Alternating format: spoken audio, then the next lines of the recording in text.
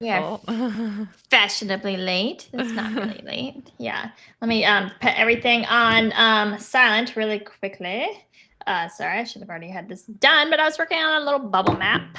So, how are you, Janine? I heard you I had am good. a Yeah. filing. Yeah. Yeah. Um, this doesn't seem to be streaming through my Twitter, but that's fine as long as it's going through yours. Should Um, be. Yeah. is it? It's not showing up for me, but Let me see that's actually if it's going through mine. Let's make sure it is. yeah. Yeah, okay. Yeah, it is. Okay. So, yeah, I'll it's just on mine. retweet yours. Okay. You're And not if showing you up guys for us. can't hear us, I guess you probably won't know. But Well, if we'll you check the can't, oh, it's comments. on there. It's on yours as well. Really? It's not Hmm. showing it on my phone. Like it doesn't show the lives. Usually it has that like pink circle and okay. Well, Sorry, anyway. guys. We're usually Oh, much more now it is. professional Yeah. than this. I'm Yeah, sorry. not Yes, really. it's been a We're long actually weekend. never more. We're literally never more professional than this. So yeah, it's been a long weekend, right? So I've been freaking I don't know, neck deep. I was gonna say balls deep, Yeah. but I don't have those. In the new apostolic reformation stuff. So if you guys didn't see Candace Owens on Friday, she sends me a text message. She says, because I had been talking to her about this NAR stuff, this new Yeah. apostolic reformation stuff, and it was kind of like on the peripheral for her. And then she sends me this stuff out of on Friday. She's like, "Oh my gosh, I found some stuff on this. This NAR stuff is involved, Yeah. And Yeah. so the thing about the NAR is it's this seemingly never this bottomless pit, right? It's this very weird movement that has kind of taken over. I don't want to say taken over because it hasn't taken over Christianity in America or Mm. evangelicalism in America. But what it is it's this extremely fast moving movement that has really been able to effectively penetrate a lot of evangelical churches in the US. And I feel kind of bad because, well, I don't ever feel bad for ignoring shit libs, like ever. But, but I will say that the shit libs have actually been sounding the alarm about this for quite some time. But not just them, but also good God-fearing Christian folk have actually been sounding the alarm about this as well for about 10 years, maybe even a little bit longer, saying like there is this movement and it is number one, it's extremely charismatic and it actually comes out of some of the charismatic denominations of evangelicalism.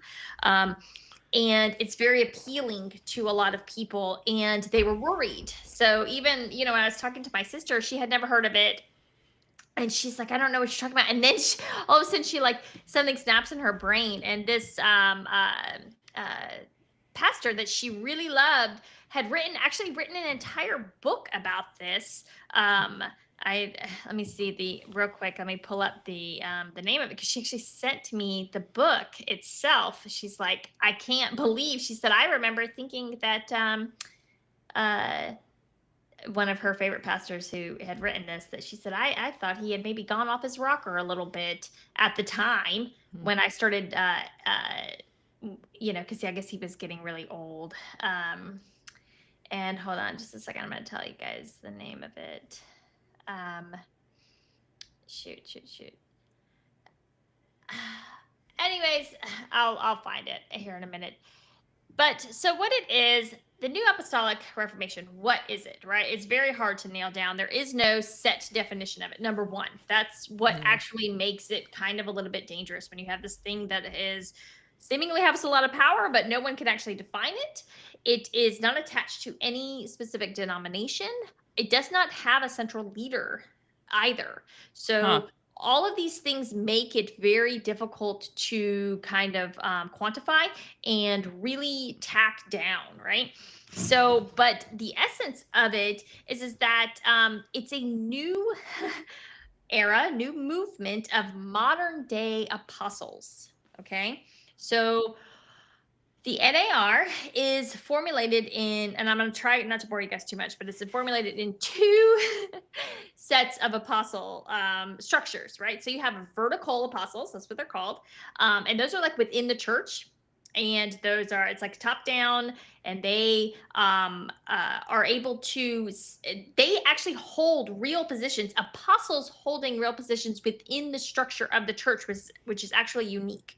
Okay. And then you have horizontal apostles, right? And these are like your really important ones because not that the in church ones aren't important, but these are like the ones that are spreading out, branching out, right? And they're spreading this message that these apostles have.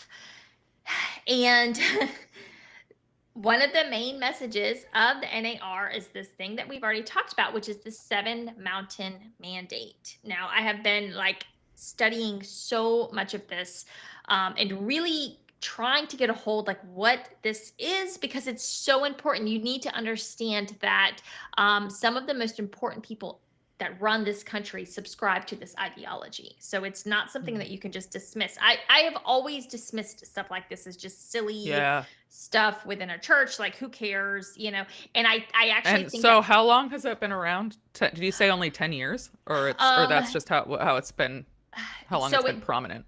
Seven Mountain Mandate has been technically defined since 2013. So 12 Okay. years. So it's new. Okay. Yeah. It's I mean, very it's new, very, very very new. new. Yeah. The New Apostolic Reformation is essentially, so it comes from the mid 70s, but Hmm. it didn't really get a hold until this guy named C. Peter Wagner came around in the early 2000s. And he Hmm. was the head of the Global Harvest Ministries, which is a very big outreach ministry. And this is all out of California. Of course, everything that's like batshit crazy comes out of California, right? Yeah, Like, I why know. wouldn't it? Why wouldn't it? Of course, right? I just filed a case against California that I'll be talking about more. Yeah, I know. I can't Yeah. wait to hear about it. Yeah, everything. I'm always filing cases against California. Right. California and Texas. I feel, and New Yeah. York. Sometimes New York, but Yeah. not necessarily. But I feel like the crazies always come out of one of the two of those. Yeah. And and of course, this one is Southern California. So are you guys able to see this? I don't have a single reaction on this thread at all. Okay, here we go. There we go. I've got it updated. Yay. Okay, somebody said not working. Guys, if it doesn't work, I mean, they really are like stalling. They've like, so I haven't been tweeting all week or all weekend, as you probably know, because I was reading about one way to kind of break a shadow ban is if you can just like not tweet for a while. Like it said 48 hours, so that's what I was trying to Hmm. do. I Really? did make, I didn't know yeah. that. I don't know. I don't know if it works, but there was a lot of things that said that it would. So I thought, okay, well, Yeah, maybe. you are. So I was trying to go to your profile just now to see if it was streaming through yours, and you didn't come up. Like usually, if I do Yeah, Mel, you're the first thing that comes up, and the yeah, group is just yeah, saying you're search banned. So yeah. I'm search banned. Everything. It's so nuts. It's so yeah, nuts. People were showing me, they were sending me videos where they were putting in my exact handle and everything, and just nothing coming up. it's really So weird. So I mean, I'm pretty sure I'm that shadow banned because I don't like. I climbed during COVID. I would climb followers rapidly. And now I mean, maybe people just aren't that interested in what I have to say. I don't know. But like I was stuck at 149.5 followers for like a month. And then it just went up 300 overnight, which is like weird because I like if I yeah. go up, it's like 10 a day or something. So yeah, something is weird. Yeah, something's going on. It's like I don't know what to do. I can just Yeah. I never try. I really just try not to stress this stuff. It'll get No, out. it's If yeah, they delete my exactly. account, like they could delete my account. Like that's pretty No, much well the then only I'll way. represent you. So Okay, yeah. against Twitter. Right. It's like the only thing that I can think of. Otherwise, they're just gonna, I'm just gonna put it out, and hopefully it'll just break through eventually. It's all I can do. Yeah. There's nothing else I can do. I mean, I have like people sending me, I've probably gotten 100 messages in the last 48 hours about being, shadow banned, and I hate it, but Yeah. there's like literally nothing I can do. So, Yeah. regardless, back to NAR. is I really wanted to give you guys, because there's basically three parts is what I've been able to break this down into, and I've got a really good thread for you guys are gonna love it about funding, which is my specialty. Y'all know I love like campaign finance. I love following money, and about later influence. But the intro to the NAR is so hard. Like, it's been so hard for me to write all weekend long. Just like, how do I even quantify this thing? Because it's a little crazy and it's very hard to quantify. But there were a couple things that I could pin down that do seem to make a real difference in their beliefs, as opposed to mainstream evangelicals, regular Christians, Protestant Christians, even Catholics. There are certain things, there are definitely differences between Protestants and Catholics, but there are the big thing that we all tend to believe, not all tend to, but that we all do subscribe to, is the idea of the Trinity, which is that, that you have the Father, the Son, and the Holy Ghost, who are all one in the same, but all separate at the same time. And it's a tricky theology to kind of, I don't know. It's funny because like I've just never thought anything of it. This is what I'm taught, and my whole life I was like, okay, well, the Father, the Son, and the Holy Ghost, they are all one. Like, what do you mean? And it's interesting because I never questioned it ever my whole life, and I still don't question it at all. I understand it makes perfect sense to me, until, very interestingly enough, have you ever heard of the guy Brandon Tatum? He is like a new okay, so He's like one of the new Israel influencers, right? yes, he is. And the so $7,000 club. yes, he is part of the $7,000 club. And I want to show you guys something, because he actually tweeted something out and I made fun of him at the time. I actually thought that this was really funny. I thought this was just so ludicrous when he said it. Hold on. Let me find it, guys. Sorry, be patient with me.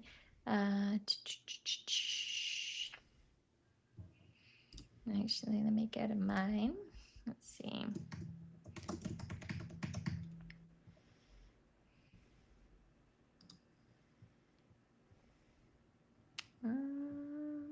Okay, where is it at? Of course. Hold on. Okay, there. Sorry, I was typing the wrong thing. All right, so he shares this right here. Can you see this? And it says, he shared this on August 12th. And it said, Jesus was a Jew. Many Christians believe Jesus is God. That means God was a Jew. And this was, for me, was like, I'm sorry, what did I just read? Everything about this was like a giant, like a siren going off, right? And I didn't understand actually what this was at the time. I seriously, I just saw this as just heresy, just blasphemy, like.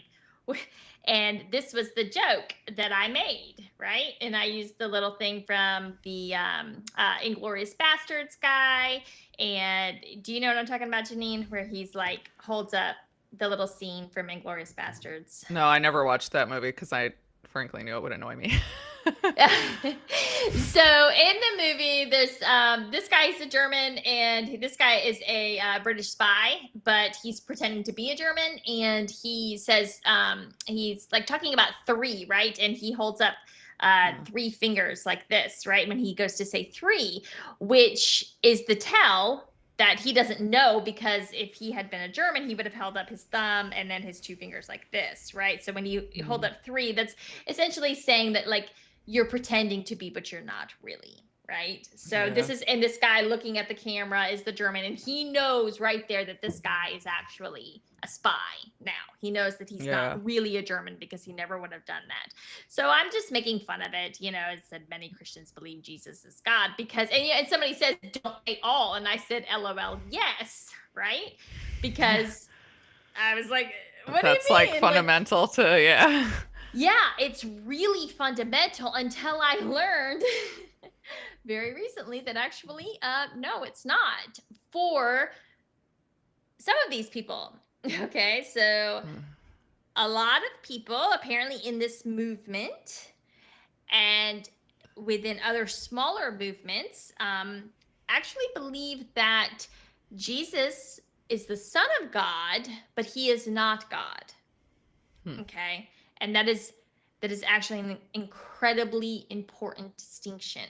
Okay, and so once I like learned that, everything actually started to make sense to me as far as what these guys are teaching, right? So what they Yeah. believe in this NAR movement is that the Lord himself will come back, right? To save humanity, or I guess to save the believers, to punish the non-believers, and that right now in the new apostolic reformation, they believe that there are modern day apostles and prophets who can actually read into the Bible. They are translating and writing new parts of the Bible.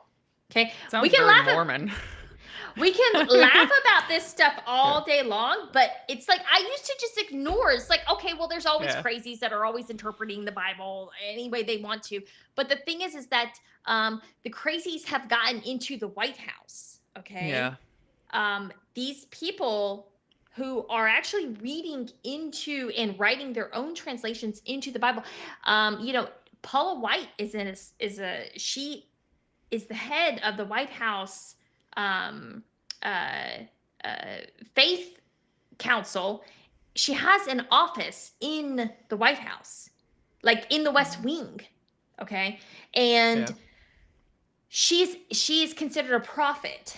And so Lance Wallnau is considered a prophet. Okay. These people don't seem like prophets. They seem like psychos, but okay. Okay, but they are prophets in their according to their movement, right? And so who declares people prophets? Is that known? Like, who decides if you're a prophet?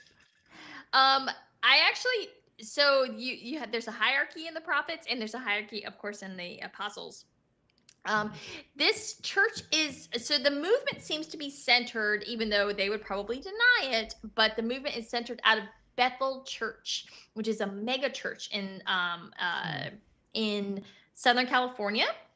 And Bethel is actually known for its music, right? So I don't know if you know any. Have you been to like a new evangelical church in the last? No. Okay. I've been to Catholic church like a handful of times because I know a lot of Catholics. Okay. So they have this very catchy kind of Christian music, right? And a lot of it comes out of Bethel. Like Bethel is known for its music production, right?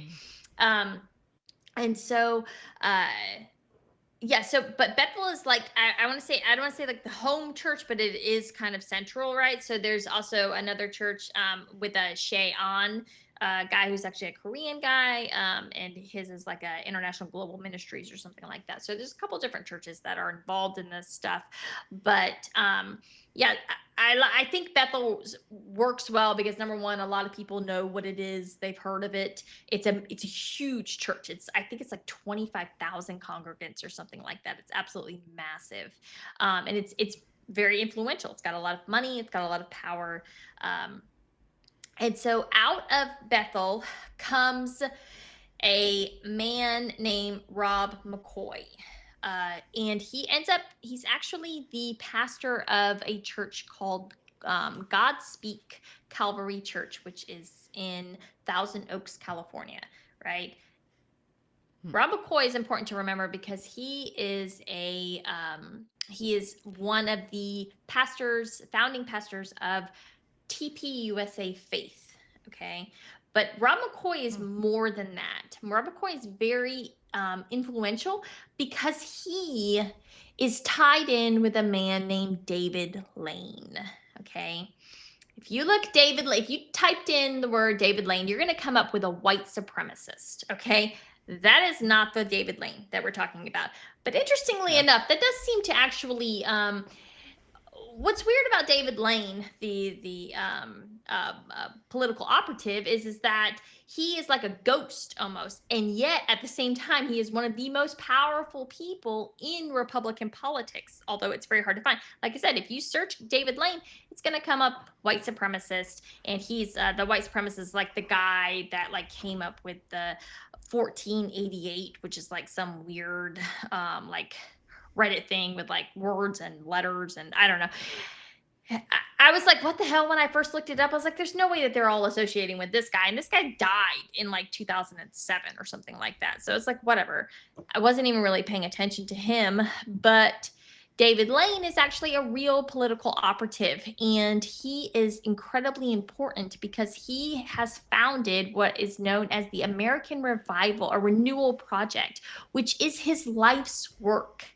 And he has been involved in this movement, this NAR movement, which seeks to not just kind of rewrite a lot of the Bible, but it also seeks to fuse politics with the church. And that's very, very important. People need to understand. Yeah. So David Lane he's the guy that kind of brings this all into the Republican Party and fuses it, right? But the NAR is its own thing. Like I said, it's a movement of modern day apostles, and then who started it? Who started NAR is Peter Wagner, Peter Wagner. Okay. But it really got off the ground when Lance Wallnau came up with the 7 Mountain Mandate. So 7 Mountain Mandate stems from Revelation 17. I am not a theologian, okay? Like, I cannot. It's so funny. I was on the phone with people today talking to them about, can you explain Revelation 17? I talked to 3 different people and everyone was like, no, I can't, okay? Like, this is like, you don't understand how deep this stuff goes, okay? I cannot give you a 30,000 foot view on this. And I was actually on the phone with someone for an hour listening to all of the, and I was like, okay, this actually isn't helping at all. But what Revelation 17 tells you is that essentially that there is a prostitute who oversees these 7 hills of Rome. Okay. The 7 hills, the 7 Mountain Mandate people have taken those. Some translations say hills, some translations say mountains. They say that Christians must ascend to the top of these 7 mountains, right? And we've already talked about this before with the different pillars of society. Remember, we had like, it was like education, media, government, the family. I forget all of them, but those are the 7 mountains. So once Christians ascend to the top and we dominate all of those 7 mountains of society, of life, then we will be able to bring about the coming of the Lord, the recoming of the Lord. Okay. That is the motivation. That is where it comes from. It is rooted in Revelation 17. That is where they get it from. And then this is the goal. This is the end goal of it all. Right. And there are a lot of people who subscribe to this, very, very powerful people that, and unfortunately, you had a lot of leftists scaring, and, so a lot of these people, they are like, quote unquote, Christian nationalists. And there's a lot of people who would say, well, what's wrong with, Christian domination and things like that? I would say, first of all, you need to understand that the people that are taking hold, right, as your quote unquote Christian nationalists, they very likely do not subscribe to the Christianity that you do. You need to be very aware of that. Okay. So, and again, this is why I have always been very anti church. And, when I was in high school, I had a Pentecostal teacher tell me I was going to hell because I had laughed at somebody speaking in tongues. that she said it That was would not yeah. that She would said it was not the sit well these unforgivable days. sin. No, she told Oh me wow. straight up I was going to hell because it was the unforgivable sin. So I have, Wow. which was just, you know, it, She'd what, be fired now for sure if oh well if your yeah, parents complain. as she absolutely should have been, because what kind Yeah, of she should have teacher, been. yeah, Public school teachers should not. I mean, yeah, if should, you're at a Pentecostal school, private school, fine, but right, yeah, no. So so I've always been very like, what the hell? Just keep that crap, because your Christianity is not my Christianity per se, right? Like, yeah, it's not. There are some pretty basic tenets of Christianity that perhaps we can all agree on, but at the same time, I am extremely leery about that because I have been exposed to some real crazies in my life, right? And so yeah. I'm like, no, I don't want my kids having anything to do with any of that stuff. And I certainly would never want you to be, to be allowed to be exposed to children and enforce kind of some of your really what I think are heretical views on them. So yeah, Well, so when that's why we have the First Amendment. right, yeah, so Well, no so people establishment clause, so everyone can be free to do their own right. religion and not have their kids forced into them by their schools they go to. Right. And unfortunately, what we've also seen, though, and I will say this, is that in the absence of religion, there will always become a new religion. And we saw the left do this with its own lunacy in its adherence to just insane things. Right. And so I understand and I'm sympathetic to the right's pushback against that. But again, you have to caution, because it's like I'm telling Well, you I guys, mean, but the point this, is it's not supposed to the right. the point is it's not supposed to oh, sorry. I No, think go. I'm cutting No. out. Yeah. No, I was going to say the point is that it's not supposed to be in schools. I mean, everybody's welcome to raise their kids with whatever religion at home, but just like you don't want your kids to be forced into the teacher's religion that might not be yours, that's the same. Well, I seem to be a say the rare person teachers, who can function without any kind of religion, but well, what I'm saying is that the teacher's religion becomes, whether it be science or, what in yeah. COVID we saw like this weird religious adherence to science, right? Like this devotion. Yeah. You cannot Yeah. question science. You cannot question, anything that the scientist, the Fauci is like the Pope, and anything he says goes. Yeah. You're not allowed to, so I do think that in the absence of religion, something else will take its place, like just naturally. And we've seen this kind of over and over again. And I do think we do have to be very, very conscious of that. Right. And so it's just this kind of constant battle, Yeah. per se. Like, Yeah. between this, and I do think that that's a real thing that happens. No, I think you're right to some extent. I mean, I wouldn't say like the science, they made it a religion. It wasn't real science. And I get your point that Right. that's what they'll do if they don't have real Mhm. religion. I don't know. Like, I'm not religious at all. And I don't think I become fundamentalist about anything. Maybe I get passionate about things. Maybe that's my but it's possible. I think a lot of it is too, most people don't have a strong sense of community, which we're like meant to Right. have, because a Right. lot of us don't live close to our parents and don't have like Right. support systems and stuff like that. So I think it's a little bit more than just like needing religion per se. Right. No, But I do think that, yeah, and I do think that the church serves a very important function in the community, right? And as a conservative, I do believe in a strong position for the church and protection of the church by the government, in that, we make sure that people can always practice the religion that they want to and the beliefs that they want to, and that, we make sure that the government, local government, is amendable to the function and the flourishing of the church, right? Which yeah. is, again, that's very classical conservative doctrine, that instead of the government being at the center of the community, the church should be at the center of the community, because the church serves the community better. And I would absolutely, I do fundamentally agree with that. I think that the government just kind of sucks overall for the most part. It's too bureaucratic. It's too cold. It's not on the ground, the warmth needed to serve the community the way that the church can be when Yeah. it is functioning properly. I feel like we're getting a little off, but Yeah, we you are. guys get it. Yeah, you guys get it. How does how does the Zionism play into that? I Okay. feel like we haven't gotten So, there. And I assume it has some role. oh, it does. It does. So this movement comes around. Anyway, Seven Mountain Mandate comes around in 2013, right? And it's initially, so this is Lance Wallnau's thing. So he writes a book with, I believe it's a guy named Bill Mitchell, but I'm pretty sure he's dead. Regardless, Lance Wallnau owns Seven Mountain Mandate. It is his. And he's extremely influential within a very small circle. Okay. So Wallnau actually is the guy who he is one of just a handful of evangelicals who is a very, very early supporter of, you guys are going to love this. Pay attention because you're going to love it and I'm going to blow your mind. I promise you I am. Is a very early supporter of Donald Trump. Okay.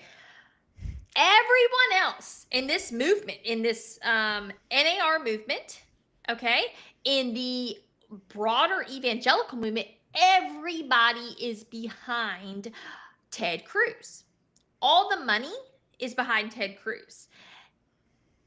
David Lane, who is, again, that big political operative that I told you about, he's behind. He loves Ted Cruz.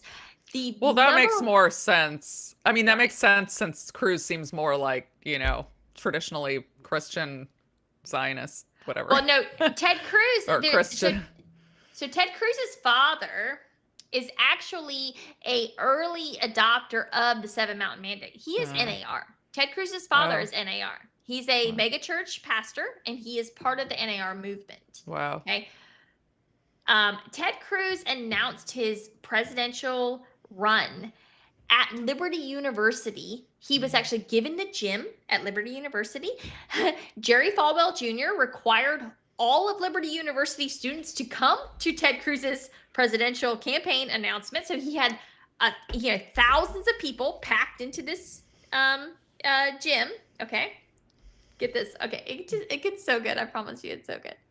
So everything's kind of going along. Number one funder in 2016 is, of course, Jeb Bush. But everybody knows Jeb Bush is not going to win because nobody wants another Bush, right? But I can remember, I genuinely remember, I was working for this lawyer at the time. He was a Trump coming down the escalator. And I was like, whatever, that guy's a joke. No way.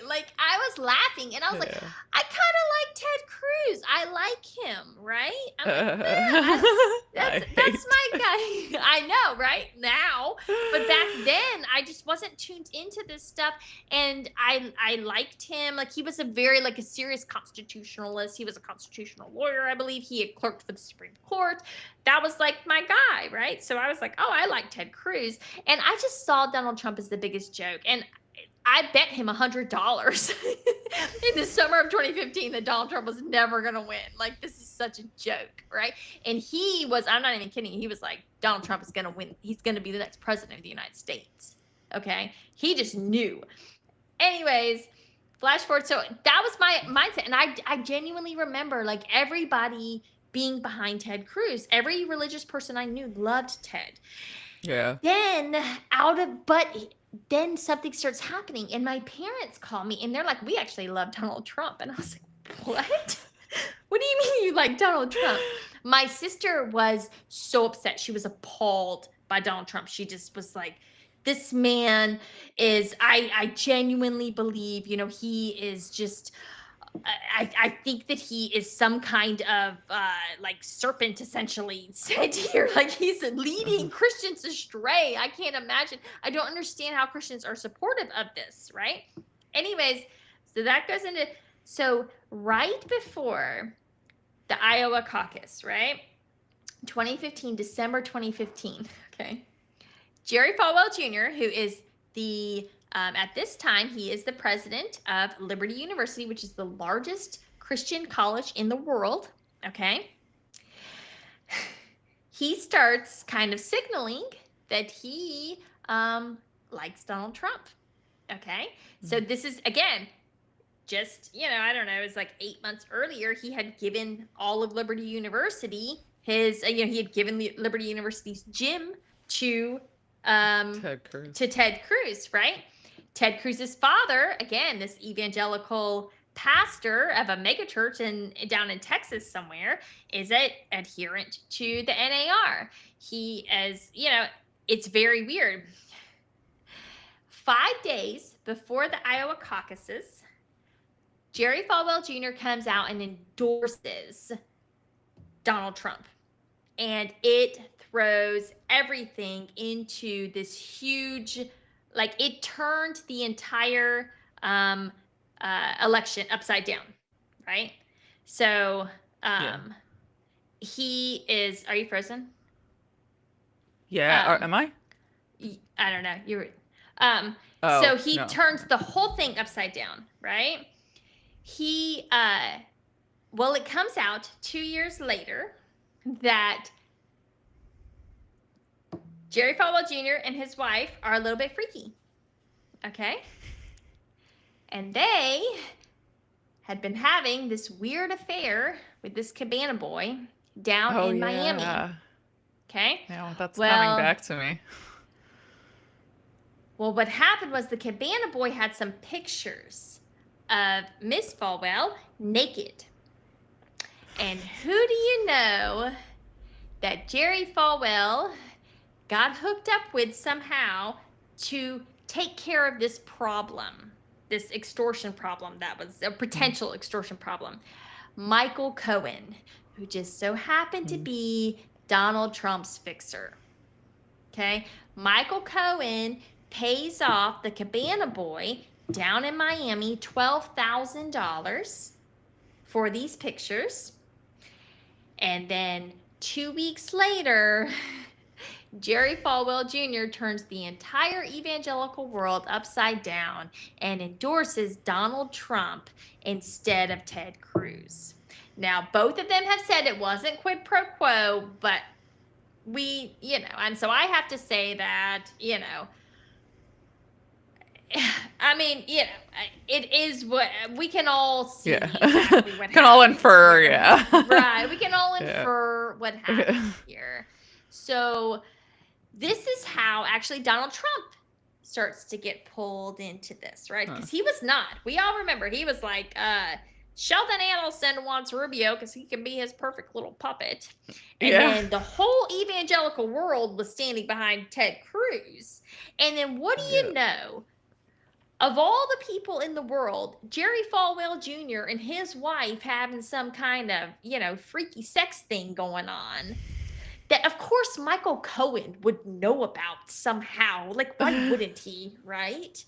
And that's what throws the whole thing off. And so once Falwell Jr., because there was already ground support for Trump among evangelicals, but it wasn't strong.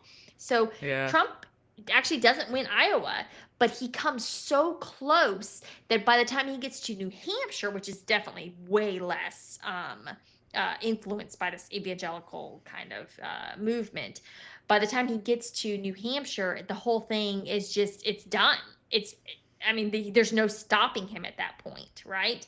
And he became unstoppable. Now, what really happened, what's very interesting is that what you saw is that all of these NAR people adjusted so quickly. And by the time it became, Trump's going to win, all of them had jumped from Ted Cruz onto the Trump bandwagon by July of 2016, which was actually extremely early for before the Republican convention, which was extremely early.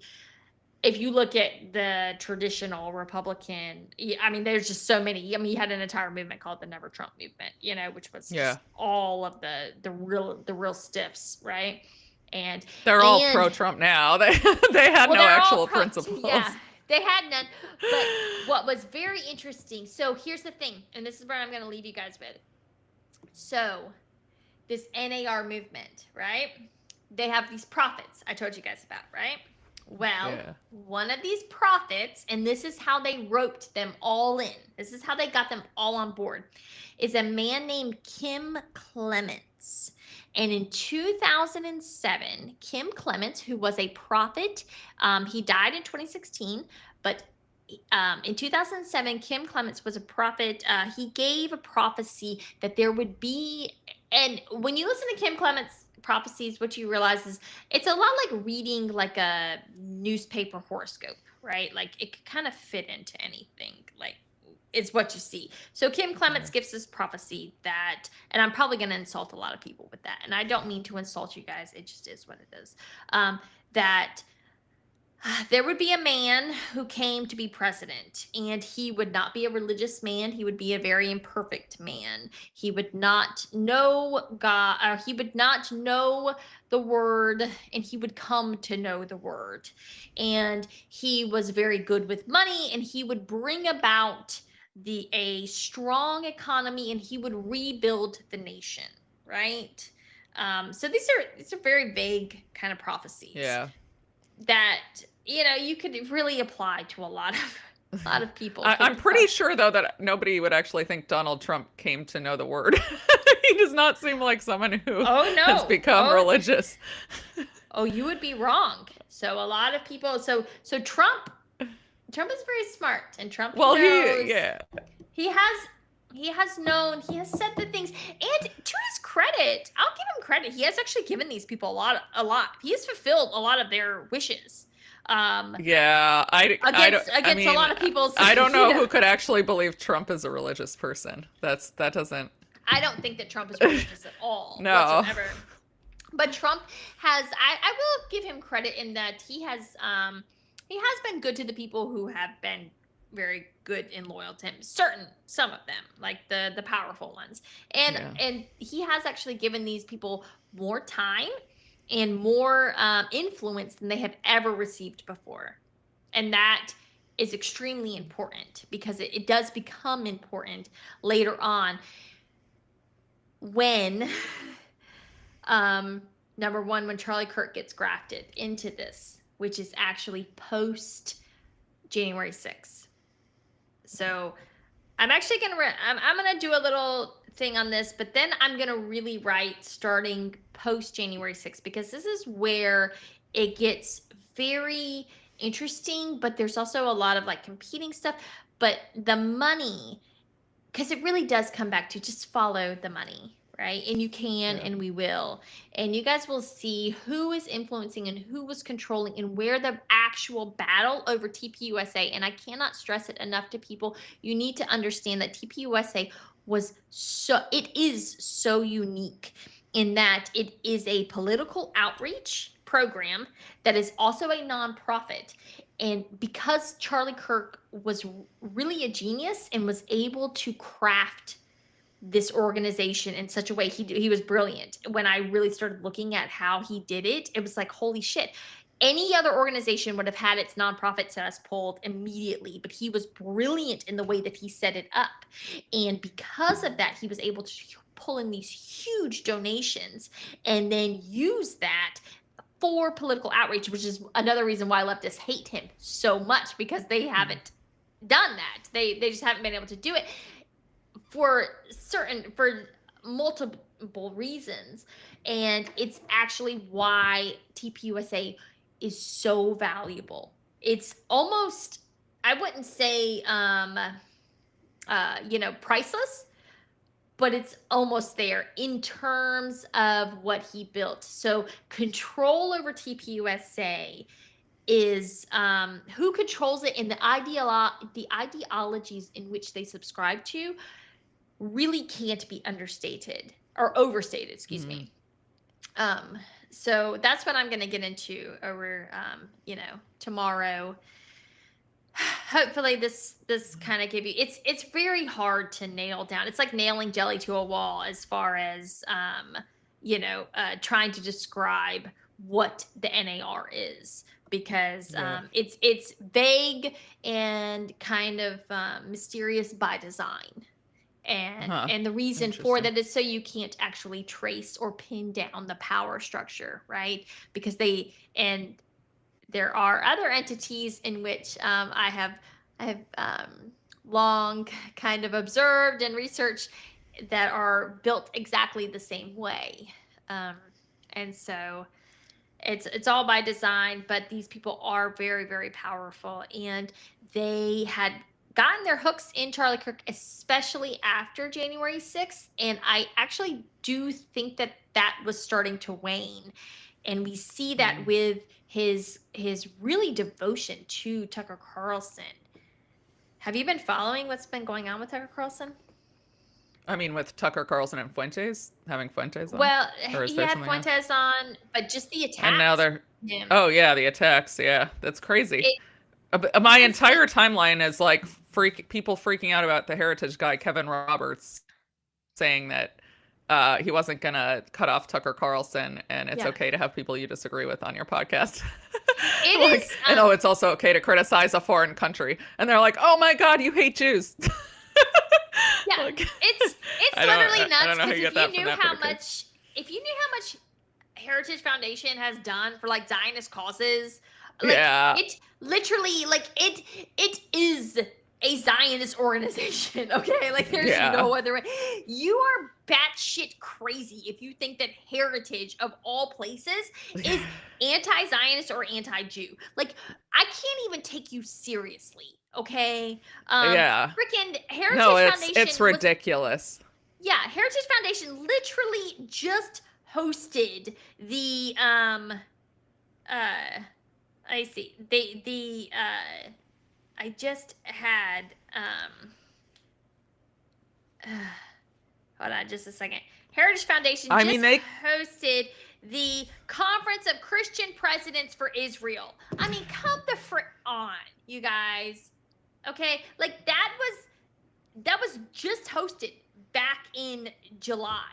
So, and you guys are going to try to claim that like Heritage is somehow anti-Jew or anti-Zion. Like, give me a freaking break. Tucker Carlson, yeah. I don't know why they hate him so much. Well, because he's so influential. That's why. Yeah, but They feel betrayed, I think. but I think he's he was doing like the a whole, reliable like, shitlib neocon for a Zionist, whole thing. right? He's doing the whole shitlib Zionist thing where he's like just blaming Netanyahu. There's nothing wrong with Israel itself. It's Yeah. just Netanyahu. It's like, come on. I think he maybe. I think maybe he's hedging a little bit, but I think he is critical of Israel I think he's fun. I think deep down, I think like in his heart, he is critical of the idea of a Jewish majority state in that area.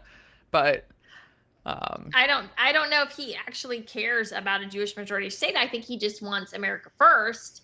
And the problem is that it's just becoming increasingly obvious to everyone, although it should have always been. But regardless, yeah, it is obvious that that the interests of Israel and the interests of America are very often, probably more than not, actually at odds and not in alignment. Yeah. And what we see over and over and over again, and what I've been, beating this drum for over 2 years now, is that especially Republican representatives will sacrifice the interests of America in servitude to the interests of Israel. And we see this over and over and over again because it actually doesn't serve our interests to be slavishly devoted to Israel at all. Certainly no, they're now, in the Middle I East. mean, I don't know if you've noticed, there's like a new campaign to, they're all coming out and trying to give reasons why supporting Israel serves our interests. So like all the neocons like Pompeo and Cruz, like rather than just now they're bad. So what I've seen over the last like 2 days is it's no longer just anti-Semitism slurs. Now it's like, okay, we're going to try to explain to you. And it's just dumb stuff like that you and I know, like, oh, the only democracy in the Middle East. Like they tried that one before. We're all onto you. Okay. Yeah. This is not going to work either. But I think maybe they're realizing or some of them are realizing just calling everyone an anti-Semite isn't working. I'm seeing that much more from like non-Jewish Christian Zionists. The Jewish Zionists are still doing the anti-Semitism thing. Yeah, Israel isn't a democracy. It actually has a military occupation over all of the West Bank, over all of Gaza. Yeah. It has had that since 1967. If you don't actually get to vote on the people, if you're a citizen of, the West Bank and you need to travel across the West Bank, you have to go through various military checkpoints, which you have no say in whatsoever. You are forced to drive on separate roads. You are subjected to a totally different, set of laws and rules, Yeah. right? And I watched this video. I don't know why things like this tear at my heart so much, but I watched this video of this man, this Palestinian man, who had been thrown in prison for 30 days because he refused to be strip searched at a checkpoint. And he was a businessman, and he had kind of had a little bit of a meltdown, right?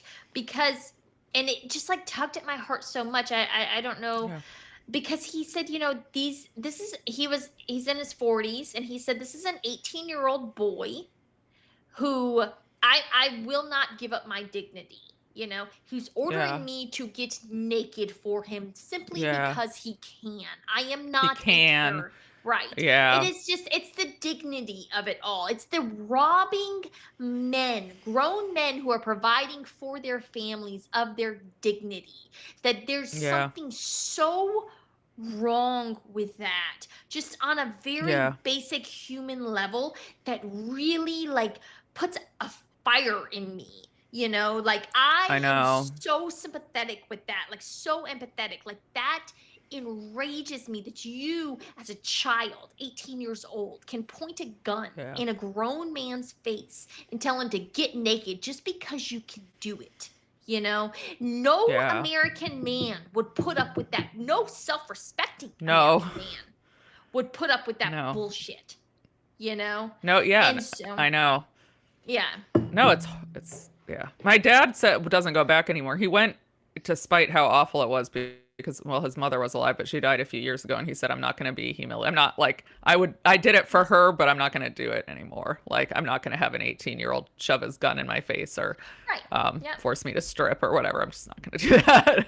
I know. I So, was just like watching the documentary, and it just like broke my heart. I was like, that is just so and just because well, they and can. it's watching our politicians just prostrate themselves before this nation. That's what like Pompeo and Cruz and Randy Fine and just Israel, Israel, Israel, Israel, the greatest country.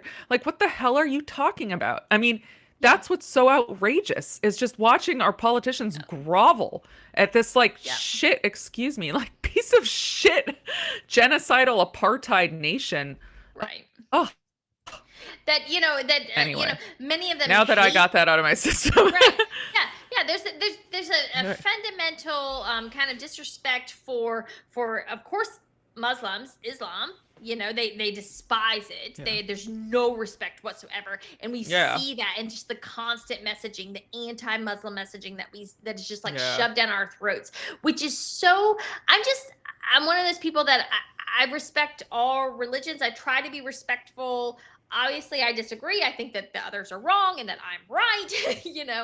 But I think that's a pretty common held belief among all religious Yeah. people, right? But Yeah. never would Otherwise, I why be- would you adhere to the religion? Right, but never would I just be so hateful. And this messaging Yeah. that we see constantly, just demeaning and demoralizing Muslims, it's so sick. It's just like it's racism of a different form that it makes me Yeah. it's disgusting to me. It like makes my skin crawl when I see it. And Yeah. It's um really bad. it's gotten really, really bad. And it's to really the bad point. right now because Yeah. because I think they've realized they've lost on Israel, so they're trying. I mean, this is what a lot of people are saying. They're trying now that they Yeah. lost the argument on Israel. They're just trying to get people to hate Muslims. They think that'll work. So Right. Yeah. Muslims are trying to take over the whole West, and like I said, I have a very small, a little bit of interaction with Muslims. I've known more Muslims than I've known Jews. I can tell you that, which doesn't say a whole lot because I haven't known a whole lot of either. But they've always been very kind to me, so I don't understand like this sudden hate. I've I never mean, had a Muslim try to convert me ever. ever, ever. Okay, like It's ever. insane. Who could look at America and say like Muslims are trying to take over America? Like there is nothing. They are Yeah, grasping at straws. Like that. yeah. I don't know if you noticed. Like so, they've been complaining all week that Mamdani, or just horrible towards Mamdani, who I have many platform issues with. But like I don't like that they're targeting him for being a Muslim and being extremely hateful. They're like he's gonna take over and impose Sharia law. And then today they've been posting pictures of him from a nightclub. He was at a gay nightclub last night. And they're like, what kind of Muslim goes to a gay nightclub? So it's like last week he was too Muslim and this week he's not Muslim enough. Like, pick a lane. Right. Yeah. Yeah. I mean, maybe Well, he's they'll just tell not you really a it's threat like at all for his Islam. maybe he's just a shit lib, okay? Like, which is Yeah. kind of what I I think mean, he that is. is what he is. That is what he Yeah, is. Like, and that's to me, that's better than Cuomo, who's just I mean, killed a a lot of grandmas, like grandma actually killed a lot murderer. of yeah. And A he's a grandma murderer, Zionist, and so he's like, not just a Zionist, but he is like so corrupt. You know, again, like oh so yeah. corrupt.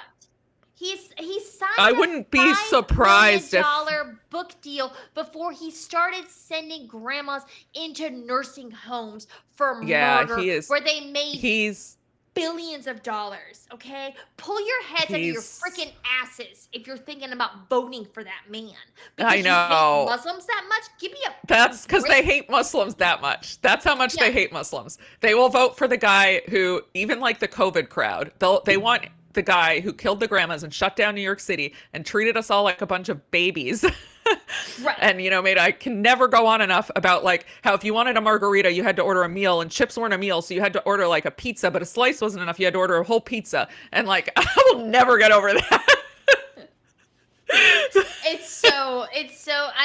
I think about, oh, you mean Cuomo and again and even De Blasio, which again, some of Mandami's associates, like he's getting endorsed by De Blasio. I'm like, well, actually, that is way worse to me than anything he's ever said. That's way worse to me than I won't condemn the globalized intifada. Like that, getting endorsed by De Blasio is 1,000 times worse to me Well, as far as I'm also concerned. globalized. I mean, no matter how much the hysterical, whiny Zionist crybabies want to whine and cry about it, like what people clearly mean when they say globalize the Intifada is like worldwide resistance to the Israeli occupation. Right. Intifada means resistance. Sometimes it can take violent forms, but they are obviously not like that is not what most of these people are doing or endorsing. They're saying like we all need to resist this, and actually we do. So, Well, I think that they all should take the defense of Josh Hammer this week, who actually called for the neutralization of Tucker Carlson, and say, you're an idiot if you think that, globalize the Intifada means anything other than what I say when I say it, yeah. and of course I wouldn't say anything, I was so blown away at Josh Hammer's ability to just flat out lie. Like he knew what he was doing, right? He knew Yeah. if you say you need to neutralize someone, everyone fucking knows what that means. Yeah. That means kill them, okay? Yeah. Yeah. Which is why we don't say that, okay? Yeah. And that's, I'm not gonna lie, I think that Josh Hammer is evil, okay? I do think he's evil. Oh, I mean, anybody who defends what Israel has done to Gaza is evil. There's no, at this point there is no other. That's you're evil. So You're evil, and Josh Hammer is especially evil. And I'll be honest with you. Number one, I do not for 1 second believe that he was talking about Irina, whatever her, Zelensky bless her heart. I don't remember her name. The girl from Charlotte who was terribly murdered by a psycho on a bus who should have been in prison. Yeah. I don't think he was. I don't believe that that's what he was talking about at all. And then 24 hours later, he comes back and he says public execution for no context whatsoever. He just says that. And then he comes out and he says that Tucker Carlson must be neutralized. I think this man is a psychopath. I think he's exactly like Barry Weiss. I think that they call for the elimination of their enemies online, and then they play stupid when their enemies are in fact eliminated. Yeah, killed. Yeah. Yeah. Yeah. I don't believe for one effing second that any of these people are acting innocently.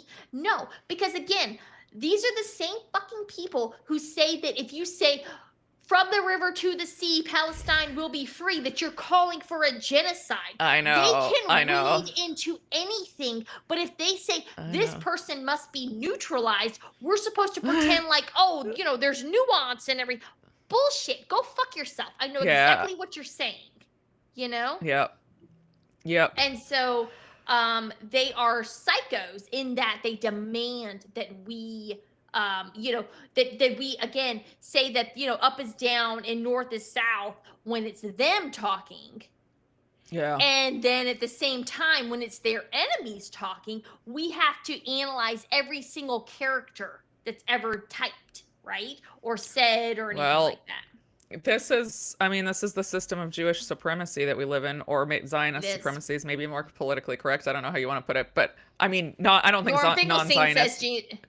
Norm Yeah, Finkelstein Jewish says Jewish supremacy. Yeah, I supremacy. mean, this is, and I think like it. A lot of us haven't thought about the fact we've been living under this system forever. Yeah. Like we're not, we're required to accept their interpretations. They can put forth the most ludicrous defenses of obvious threats, and we're just supposed to swallow that. And then they can tell us, that we say innocent things like don't kill Right. babies, and they're like, you're anti-Semitic, and we just Yeah. have to live with this.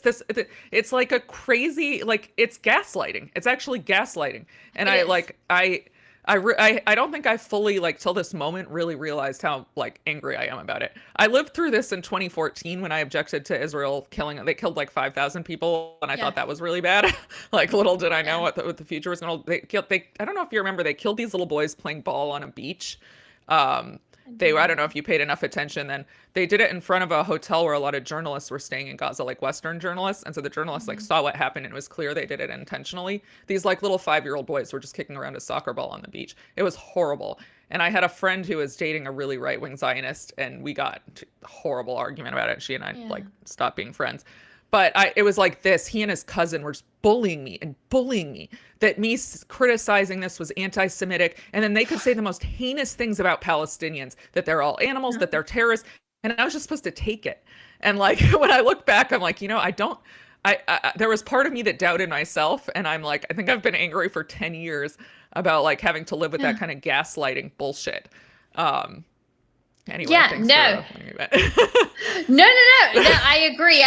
2014. I specifically remember that that was like when Syria really started to kick off, and then of course 2015 was like the huge, the influx and whatnot. It's funny because I really paid attention to Gaza in 2009 2010, right? Mm, And then I was I don't know, I was like out of school, and I just didn't pay attention to it again until 2021, and I feel mm. guilty about that now. I just, it's like one of those things. It's like out of sight, out of mind. Yeah. Things going on, even though I was hyper aware of the Israeli influence, because I started to get really pissed about certain things in 2015 and 2016 about, and then especially 2017 and 2018, when, as a lot of Republicans will know, when the wall came, and it's like, oh, we can't afford to fund the wall, but we can Yeah. send $4 billion to Israel. And it's not just $4 billion, as we all know. We can, Yeah. have an occupation in Syria again, which I vehemently opposed. I was so pissed with Trump when he's keeping the occupation going in Syria. All of these things. It's like, we can't afford $10 billion for our wall, but we can spend all this bullshit in the Middle East. So I was so angry about this. Like, why are we prioritizing, the security of this country over the security of our country and whatnot? And Yeah. now, and so, but I really kind of was approaching it from this America First perspective. Flash forward to 2023, and again, I was still trying to walk that really weird fine line where it's like, I just want to be America First. I just want to treat them like a normal ally. I don't hate them. I don't love them. Whatever. I just want Yeah. to be, is this good for us? And also, it's very weird that my politicians keep like pledging their love and loyalty to this foreign country. That's weird, you know? Well, yeah, I mean, I have to admit, after the 2014 stuff, tried to stop paying attention to. I mean, I can't because my dad is obsessed with it because he's Well, Palestinian. yeah, So of like course. whenever I go home, it's all he wants to talk. So I can't totally ignore it, but I actually tried not to because it's so upsetting to me. And it felt to me, especially after that experience with my friend and her boyfriend, like it felt like just such an impossible beast to beat. And like with all the politicians, Yeah, all the yeah. media, and the whole establishment being on Israel's side no matter what they did, I was just like, I can't, like, what can I do? And it's just like so upsetting to me to try to fight this. So I just started to ignore it as most I could. Oh yeah, it's so funny. I was like going back through my tweets on October 7th, I had a couple tweets that I don't want to say it's not that I like so the Libertarian Party retweeted like some weird stuff. Like I don't say weird stuff. It was the Libertarian Party of New Hampshire, which I feel always just has like the craziest, like most batshit insane. Aren't they And it was like that Jeremy Kaufman guy? Isn't he part of them? Does he play a I major always role? thought it was him, but apparently it's not him. I don't Because know. I really don't like him. He says really He's like he's nasty a stuff. Well, so he's like weirdly Zionist, but then not at the same time. This is Yeah. why I just don't mess with libertarians, to be quite honest with you. You're the only one I'm even friends with, to be quite honest with you. Okay? There are some really good libertarians. There are some. There are some. You're the only one I don't want to smack the shit out of on a regular basis. I'm not gonna. I mean, I am a conservative. Like I just am. Yeah. So it is, but so yeah, no. I remember on October 7th, and I think I went back and deleted it eventually because the guy, like, they posted something weird about, like, there was the video of the women who are the old people that had gotten gunned down at the bus stop. And that one, like, it made me sad. I was like, what the hell? You know, like, this isn't going to change anything. Killing old people doesn't change anything. Later on, I went and deleted it because I actually don't know who killed them. Yeah. That's the thing. We don't actually know who gunned those people down. Okay? Yeah. Because there are militants there at the bus stop. So I did go, but I didn't know. So that was like my only tweet of the day. I was like, killing old people at a bus stop isn't going to change anything. What the fuck is going on? That was like my tweet or something like that, And then later on, I was like, well, fuck, man, I don't even know if it was Hamas who did this, because there's like a freaking militant like right there. There's like a guy right there, like next to the bus stop. So I deleted. And I just stayed quiet for a couple of days because, again, I had this kind of internal anti-Israel thing. And then when it was like 5 days, so it was October 12th, and they had announced that they had dropped 6,000 bombs on Gaza in 5 days. And I was like sick to my stomach, and I was so angry. And again, I had gone back and I had looked at what we had dropped on Afghanistan, and there was only 1 year that we had dropped more bombs on Afghanistan in a whole year in the whole country of Afghanistan. The United States government, only 1 year had we dropped more bombs than they had dropped on Gaza in 5 days. That's so insane. There is no excuse for that. There is no justification for it. There is no the only strategic, kind of, I don't want to say, the only reason you would do that is because you are trying to murder as many people as you can, and you are trying to inflict as much pain and punishment as you can, okay? And so you are punishing an entire population for the sins of very few. At the time, the U.S. government had assessed that there was about 30,000, quote unquote, militants in the Hamas militant wing. So out of 2 million people, you're talking about 30,000. And we know about 5,000 participated in the October 7th attacks. So, and of those, we know that about 1,800 were either killed or captured that day. So Yeah. you're talking about punishing 2 million people for the sins of about, what was left at that time, about 3,000. Well, also, like, Israel has been doing horrible things to Gaza for Again, decades and the West decades. Bank. And, like, I mean, I am opposed Yeah, to doing anything to innocent civilians ever. Like, anyone doing right. that, bad, bad. It's very easy. But, like, they say FAFO about, to the civilians who are Right. killed in Gaza, uh, like, as though the 5-year-old child who's had his brains blown out is responsible for what some Hamas fighter did. Like, why doesn't this go two Right. ways? I mean, Right. either the civilians are responsible for what their government does, in which case Israelis also deserve to be punished. A view I don't describe to, in case anyone tries to click that out, to clip that out of context. But that's what you're saying about Hamas. So then why wouldn't it apply to Israel's blockade of the Palestinians?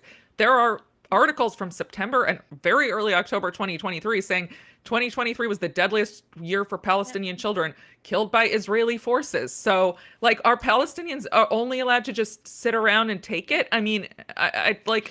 Well, I think what we've seen in the U.S. here, where you can say, where Josh Hammer can say neutralize him, Yeah, but college students can't say from the river to the sea, is yeah, that actually these are Jewish supremacists. This is a Jewish supremacist ideology that actually yeah, extends into the US as well, and that they can do whatever the fuck they want to do 24/7, yeah. and we, the Gentiles, can't do shit. Okay, Yeah, and we're that's what just it supposed to actually take comes it. down And to. I'm not doing it anymore. Like, No, I'm no, not. I mean, Yeah. I said fuck it on October 9th, 2023 was the first, like, quote unquote anti-Israel post that I ever made. Like, hardcore, I'm not going along with this. This is wrong. Like, Yeah, all of this.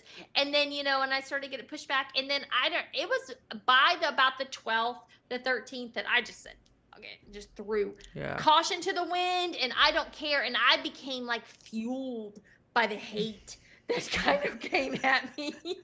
It was a very bizarre experience, and I had a lot of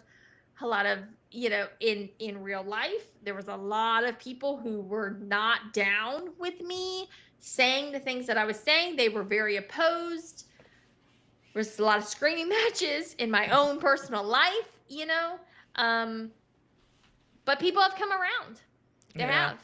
And yeah. now, um you know God bless them. It takes a while, and I am very patient. I know a lot of people aren't patient, but I'm not. I just write people off. I know. Like, I if know, you're but pro I Israel, I can't. don't need you. Like, Right, like, it's not that yeah, I think that any of these people are pro murder at all. At all. yeah, It's that, I understand the kind of um yeah, propaganda they have been yeah, seeking in their entire lives. And so now to see it, and the thing is that the younger kids are like, I mean, they're like done. Like, oh the yeah, kids, if you are under the age of 25, holy crap. Like, when I oh meet I these know. kids, it's so funny. Sometimes I'll meet them and they'll like know who I am, or they've seen my Twitter and whatnot, and they're like, "You're so based."